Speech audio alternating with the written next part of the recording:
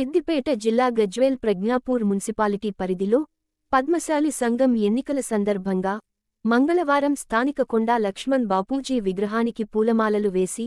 అనంతరం ర్యాలీగా వెళ్లి పద్మశాలి భవనంలో నామినేషన్ దాఖలు చేసిన పలువురు నాయకులు పద్మశాలి సంఘం అధ్యక్ష పదవికి గాడిపల్లి శ్రీనివాస్, ఉపాధ్యక్ష పదవికి తలకొక్కుల ప్రేమ్ కుమార్, సహాయ కార్యదర్శి సబ్బని నరేష్ మరియు కోట కిషోర్ నామినేషన్ దాఖలు చేయడం జరిగిందని ఎలక్షన్ కమిటీ సభ్యులు తలకొక్కుల రాజు, గాడిపల్లి భాస్కర్, రామచంద్రం, దేవదాస్ తెలిపారు.